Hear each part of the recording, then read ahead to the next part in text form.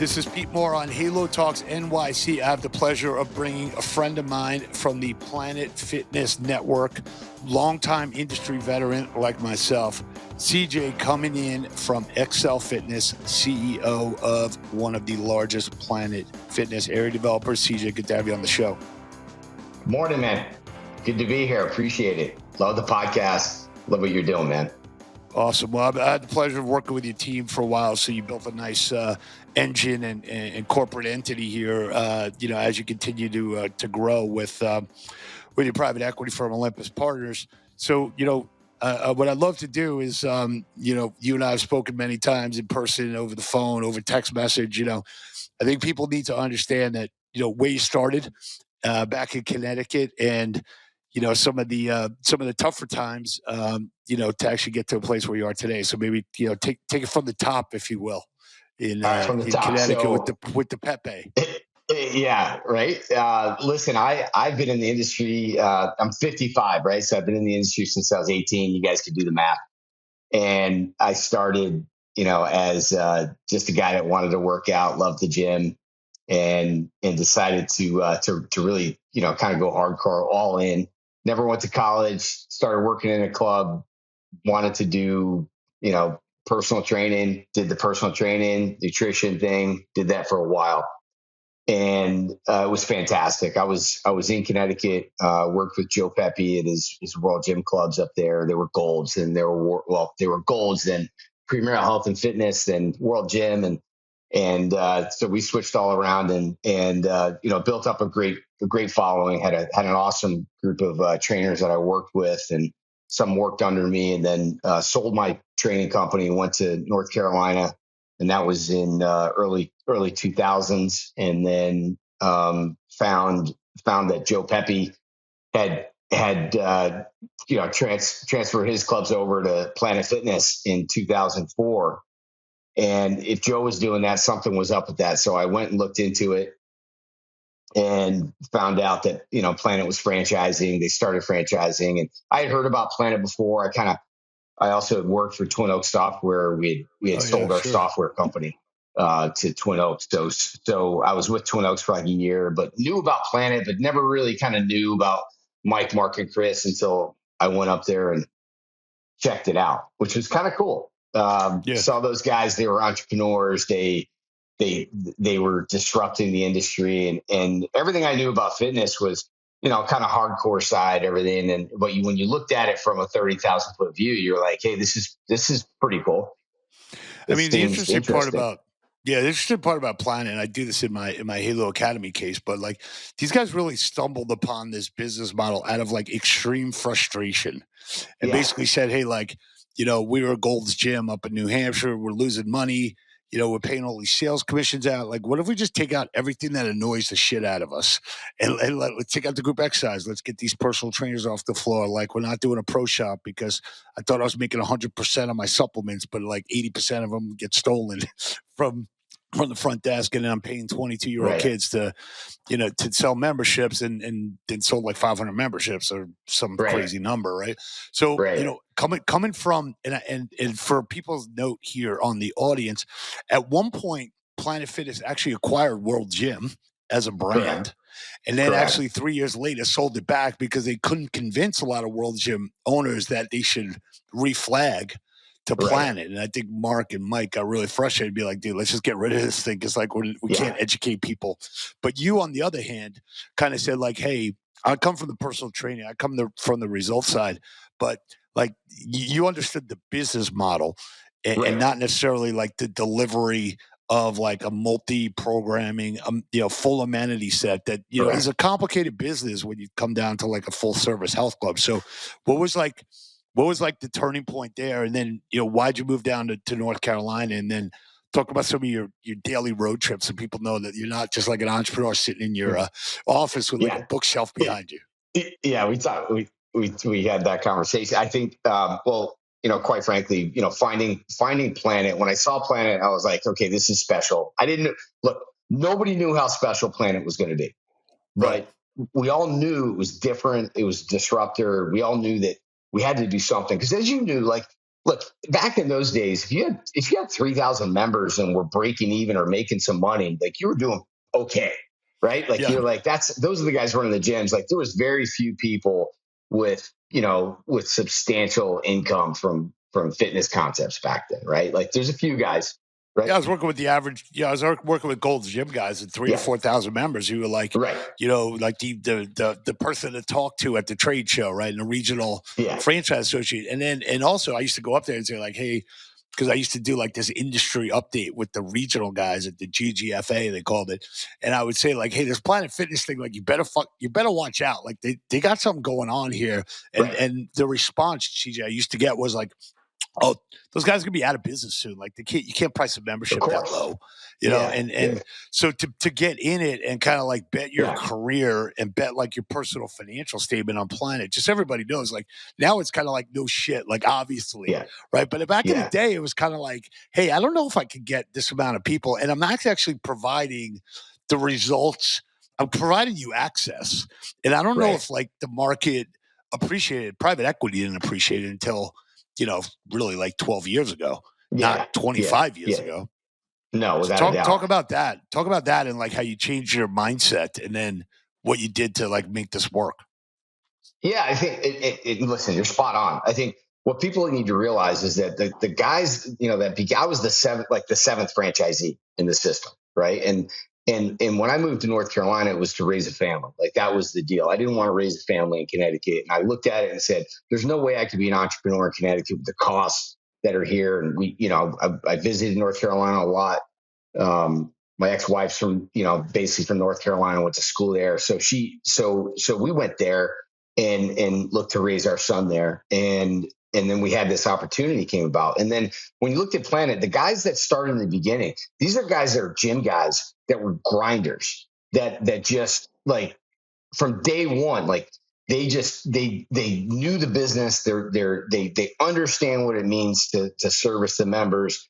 They really looked at the business as, how do we take it to the next level? And most of these guys came from Worlds, came from Golds, came from Powerhouse, and they looked at it and said, okay, we got to make some money in this industry, right? Like we're putting our Right. blood, sweat, and tears in this thing, and we're not really making any money. In fact, a lot of them were on the brink of going bankrupt.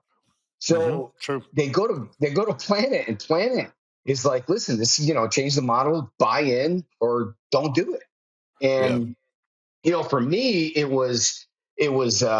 wanted to get out of trading hours for dollars, right? I didn't want to do personal training anymore. I was looking to get to the point to where I could service more people and make a bigger impact. And of course, yeah, I wanted the American dream. I wanted to be able to build something and to create something, and then at some point in time get to the point like where I'm at today. But the success, it's like this overnight success that happened 20 years. It took me Yeah. 20 years to make it happen.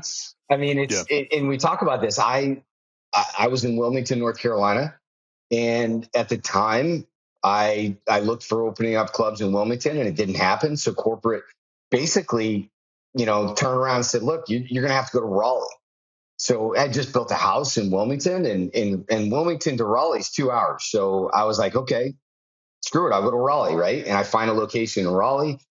I take all the money that I had, which was, at the time was a couple $100,000. I was pretty good at, we saved some money and we built a house, sold that, and built and bought some land and sold that and made some money and saved some money. And I put everything into the first club, every Yeah. dime. And quite frankly, it was challenging for the first couple of years. It was really challenging. And I drove from Wilmington to Raleigh basically 5 days a week. I dropped my son off at 7 a.m.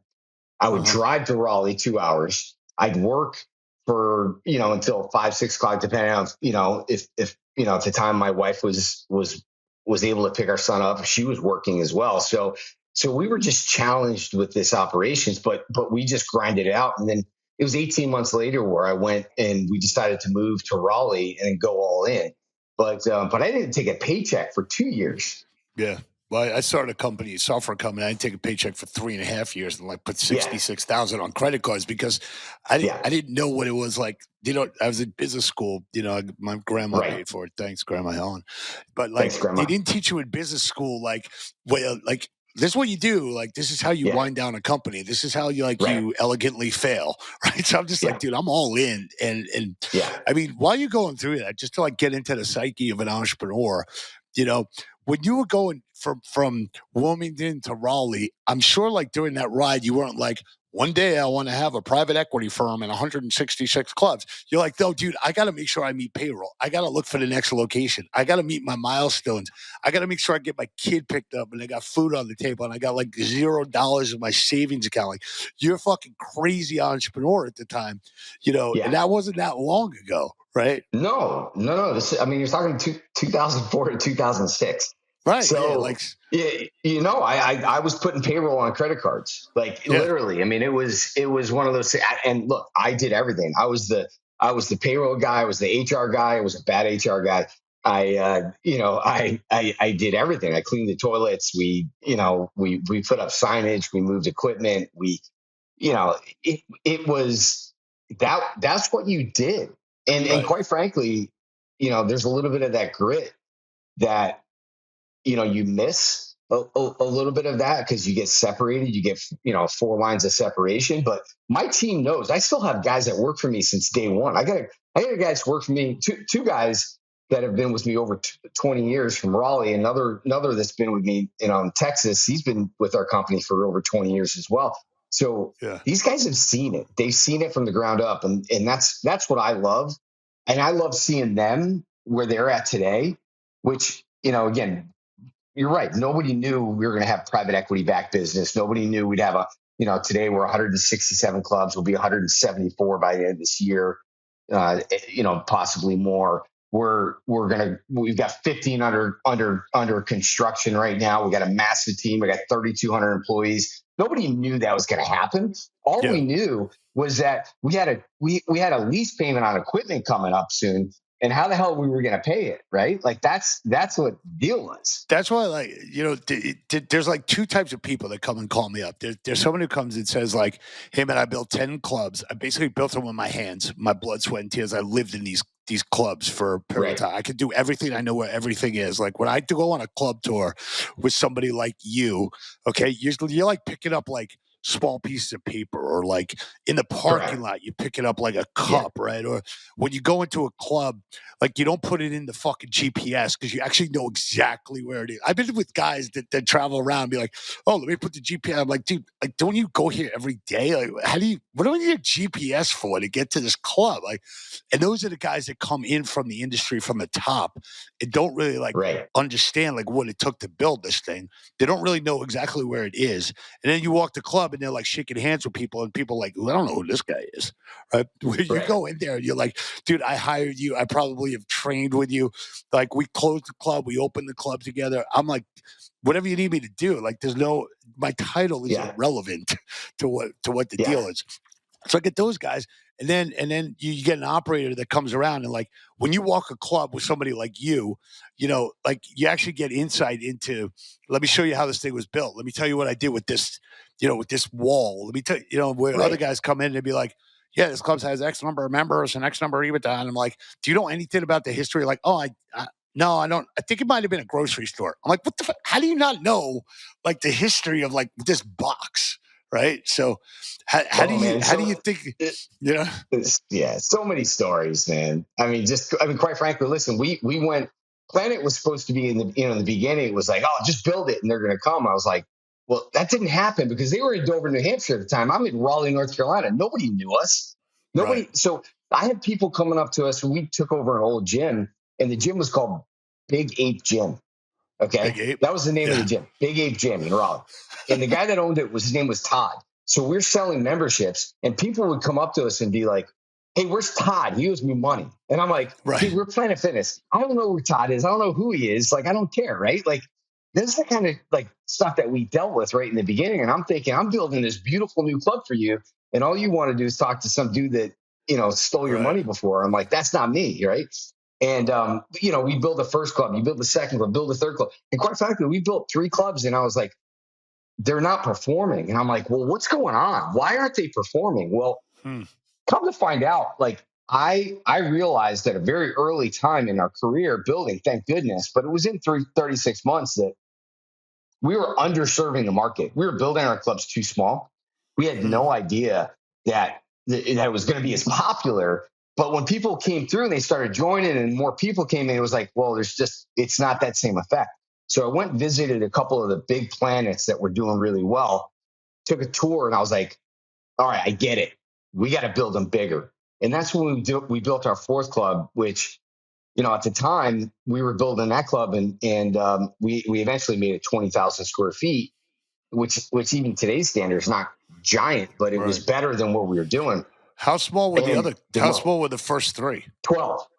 Oh, okay. 12,000, gotcha. like a bad 12,000 square feet, So we just thought we were doing the right thing. We just, we didn't realize, the market wanted bigger and better and more. But it taught me a really valuable lesson. Like I wouldn't take anything back. Like from where I sit today, like I learned so much from building our business up the way that we did, instead of like building it from, the inside out of like Raleigh, we did a better job building from the outside in, quite frankly, in some other markets, and there's a lot of learnings I would say along the way where we're just like, man, it was a struggle, but I'm glad where we're at today, Well, I use this quote that a guy told me a long time ago, Peter Brock, where he's like, experience is what you get when you don't get what you want. And I always like kind of think about the only reason why you know what you know, or when someone's like,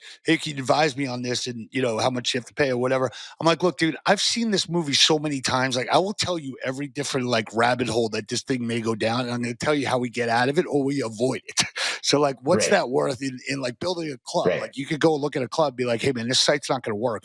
And it might not show up on a Buxton report, but you're going to be like, look, the egress, like egress thing here, or like traffic patterns, or like all the houses on this side, you got to cross over this road. No one's like that kind of stuff is like, you can't train somebody on that. You got to live it. That's funny. I just had that conversation with one of the other franchisees the other day, and we were talking about the systems in place. And, we mentioned a different franchise, non-fitness franchise, on how well they're doing with their, with their site selection. I'm like, yeah, because actually they've got some Planet guys that are in there at an early stage, and they knew what we did in the beginning and what did work and what didn't work. And that's how they put it in their new systems for this other franchise. Right. And the thing is that like today, when you look at it, there's these guys that come in, you're 100% right. These guys that come in that don't have that knowledge. I can go to any one of my markets, doesn't matter what market, and I can go to anybody's market and be like, oh, that's a prime spot. That spot, you need to put a club right there. Exactly. And I can look at another market and look at another location and be like, you're going to get out. You're going to get out positioned pretty quickly if you put a club there. I mean, you got clubs in Dallas as well. We'll go through the territories. But one thing in Dallas, that's a great story. I got to get it on recording because I don't know if I've ever recorded this. But I was at a meeting with a guy, and he was bringing in private equity money. I was working with the private equity group, and they bring in the head of real estate. And the head of real estate guy, this is like 15 years ago, he's like, our software on the real estate is so good that I actually don't have to visit the location. And I'm thinking to myself, bro, that is the worst freaking thing you could say. Like, it costs like $300 on Southwest to get to this to Dallas whenever you want to love feel like go and visit the location. So he ends up getting money from another private equity fund, not the one that I was working with, fortunately or unfortunately, because I told him to stay in his territory. And he ends up putting in a location. And in Dallas, you can attest to this, like, all the freeways in Dallas like have hundreds of thousands of cars. But if there's no exit, then this location that's down here that's got 300 cars, you can't get to it. And he put it next to a methadone clinic. So I'm like, dude, like, come on, man, like go down there and figure this shit out. So location selection will either make you or break you.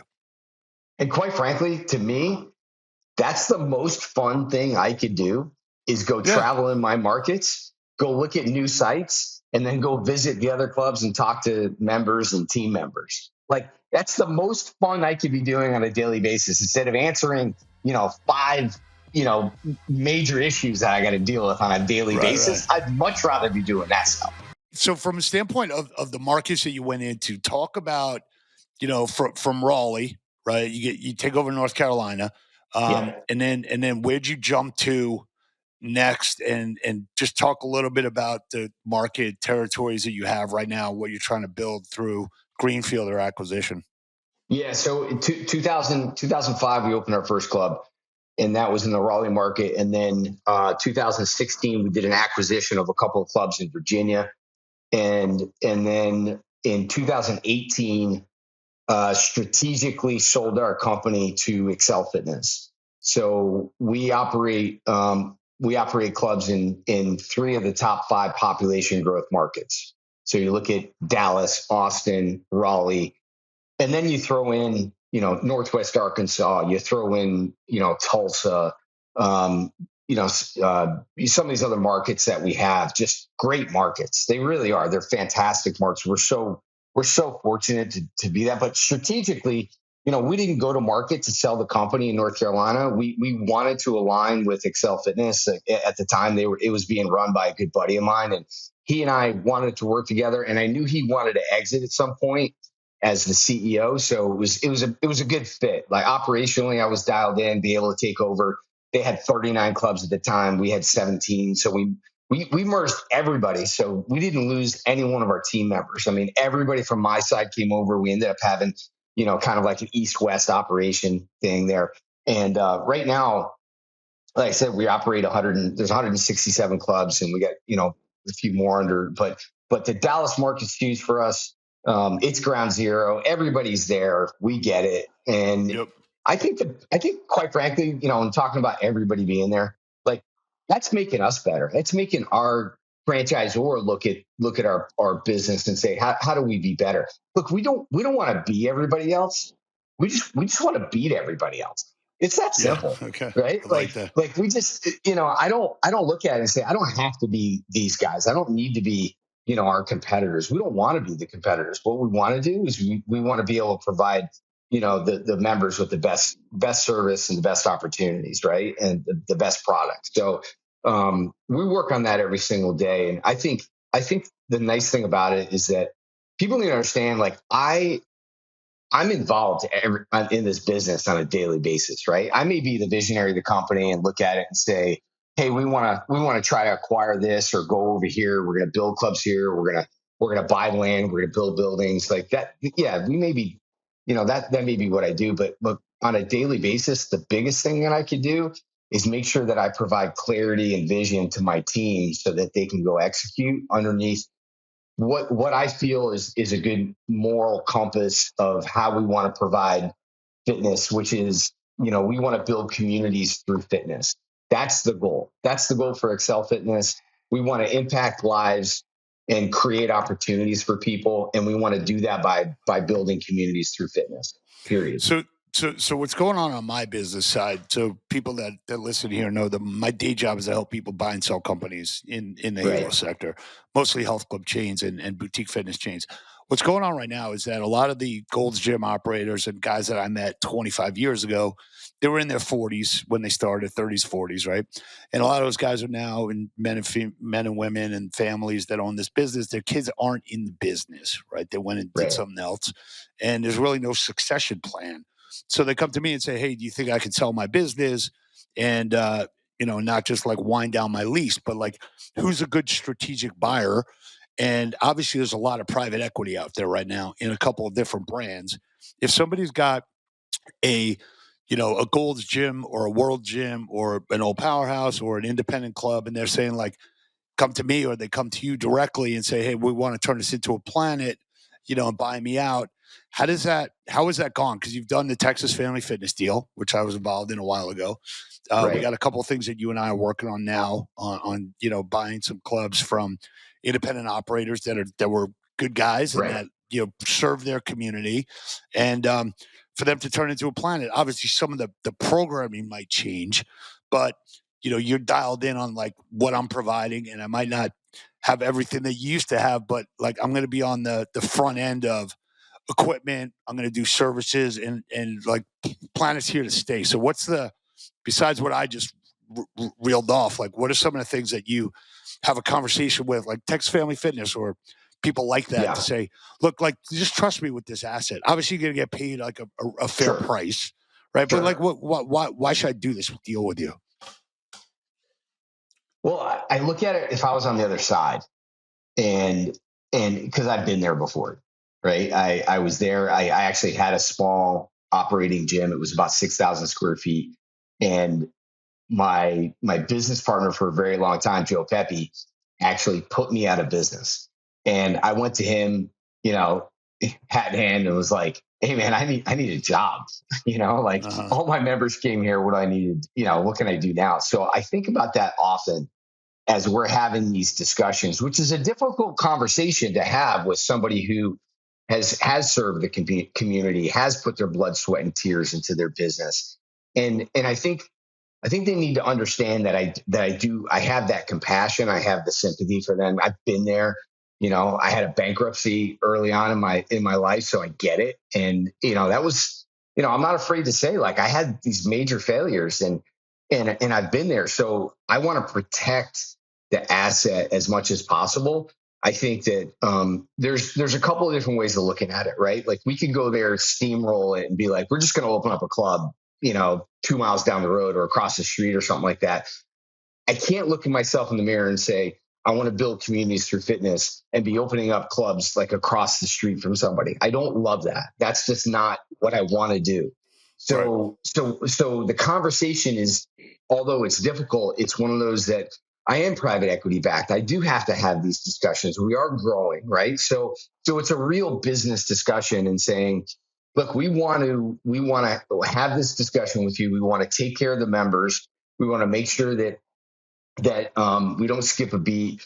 We're gonna look to switch it over to a planet. They're gonna be able to have people are gonna be able to have access to 2,800 units. With a Black Card membership, they can use all of those clubs. We're gonna provide newer equipment. We're gonna update the clubs. So all of those things matter. I think a good legacy is, look, we're gonna allow you to ride off into the sunset in your white horse and say, hey, I did it the right way.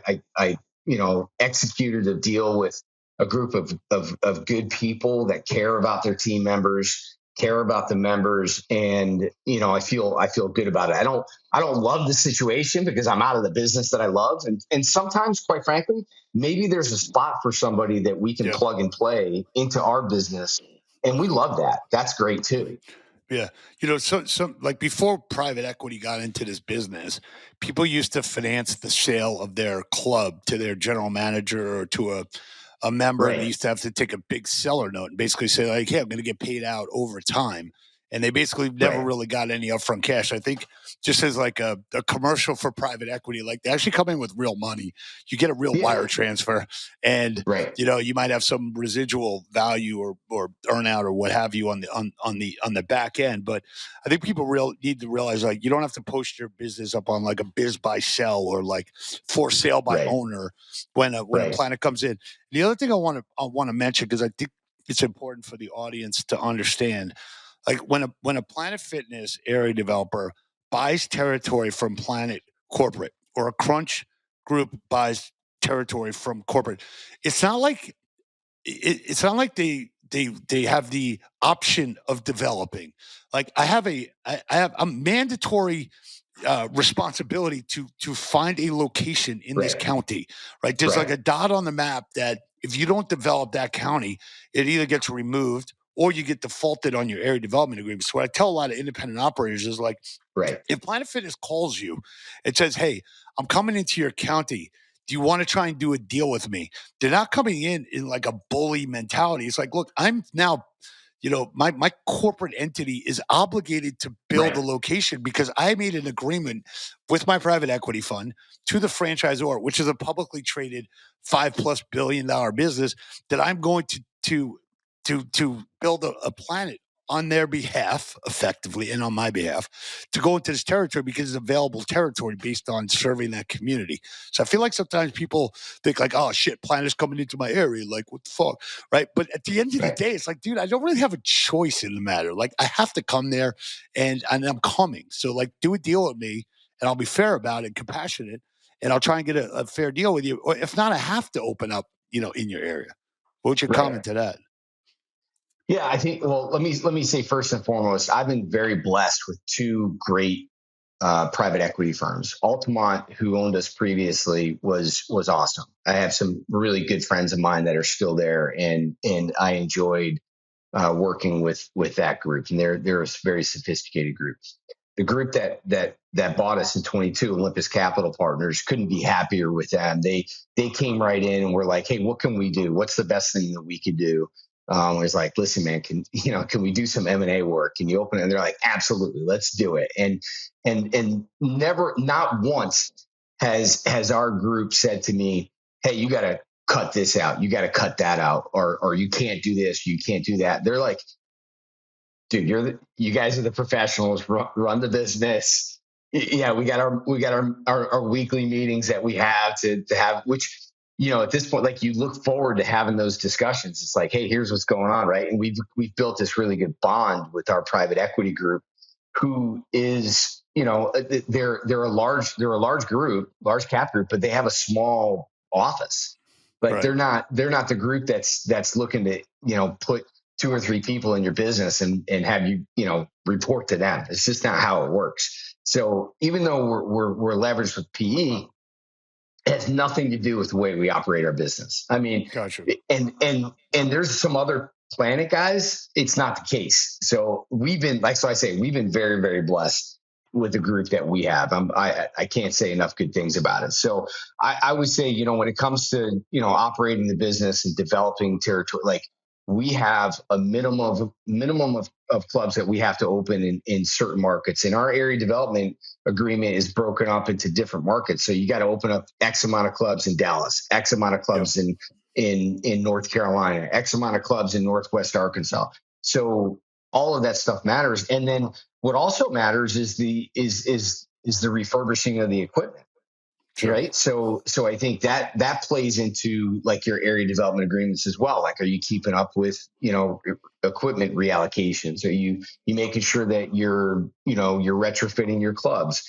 All of those things matter. And obviously, as you get to scale, that's even more difficult. So the best thing that we could do in our business, the most value to our business, is opening up good new clubs. So if I know I can open up a good new club, and it's going to be 2 miles down the street from a competitor, we're opening the club.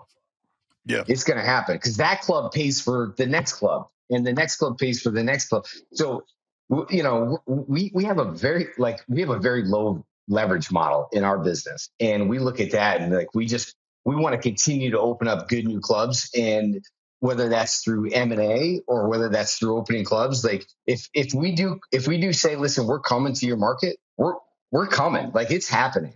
We have if a you could full do a deal, real estate team that's out there that's putting it together, Right. And if the location that owner has makes sense to turn into a Planet, and it fast tracks your entry into the market, and it's somewhat seamless because now you guys know how to do this, based on experience, it's good for everyone. I think the point that I'll leave with the entrepreneurs and the independent operators, like, once you build that location 2 miles down the road, like, the only thing that you're going to ever want to do for the next 10 years is do a member transfer, right? And give you like a percentage of the revenue of that. So my point of this, of going to this segment, is to say there's a lot of private equity capital. There's significant area development opportunities that people are now forced to and want to and are excited about executing on. And if you could fit into that filter as an independent operator and get liquidity at a good price for your club, like, don't dismiss it is the short answer. Like, take that call. And then I want to close out. Yeah, good. I was just going to say too, like, I think the other thing is that, like, if Excel Fitness is calling, like, I've been in the meeting, I've made that decision, and I'm a gym guy that is been turned into this entrepreneur and turned into, this executive running Excel Fitness at this point in time. But if we've identified this location and we've looked at it and we've said that we want to do this, I've been in that conversation and I've approved it. And I want to make sure that people understand, like, we're going to take care of it. Like, we're going to either build the right club there. We're going to we're going to try to take care of all the members that are there, take care of the team members if we can. That's the goal. Okay, so let's close out the podcast on, something that I said to you one of the first times we met. I'm like, bro, hope is not a strategy. And then you like give me the forearm and show me that you actually got it tattooed. Hope is not a strategy. I love that. Bro, there's a Labubu that somebody gave me, and the name of the Labubu is Hope. So I brought it to this fitness technology summit last month, and I said, hope is a Labubu, not a business strategy. You can ask my boy CJ. So, talk about why you got that stamped on your arm here and like how it kind of guides you. Yeah. So listen, I'm big on execution. Like to me, like this year, like last year, my word of the year was recovery. I wanted to recover, right? This year, this year is execution. Like my word of the year is execution. So nice. So I look at that and I'm like, to execute, you got to have a strategy, right? And everybody at Excel Fitness, since I've been here since day one, probably for the last 20 years at Planet, they've all heard me say this. I've been saying this forever. I've been saying two things: preparation plus opportunity equals success, right? And I say that to my team all the time. If you're prepared, the opportunity comes about, we'll be successful. And the last thing is, like, hope is not a strategy. Hope makes you feel warm and fuzzy. But if you don't have a strategy, you can't execute. You have to be able to execute. And so to me, like, it's all about execution. So I put it on my arm. So every time I'm in a meeting and I'm sitting there across from my team, they look across and they're like, oh shit, like it's right there in front of me, Right. And, my girl, she doesn't love it because she loves hope. And she's like, I don't know. She's like, and I'm like, it's good to have hope when you don't have anything else. That's the way I look at it. Right. And it's not a bad thing. Yeah. And the last thing about the tattoo is it's awesome that you have it where like the person can see it, where it's not. Sometimes I look at people's tattoos and it's like a note to themselves. I'm like, dude, you can write a Post-it note to yourself, but if you want to actually have it on your arm in a meeting, like it's actually more powerful. All right, man. Well, great to have you on the podcast. Awesome to talk to you as always. Excel Fitness growing in the territories we discussed. We'll have all that information up there. Integrity Squares work with CJ and his awesome team to help grow the Planet brand. We're excited to work with them and to a strong 2026, brother. Thank you very much. Thanks for all you guys do, man. I appreciate it. Thanks for having me on the podcast. Awesome.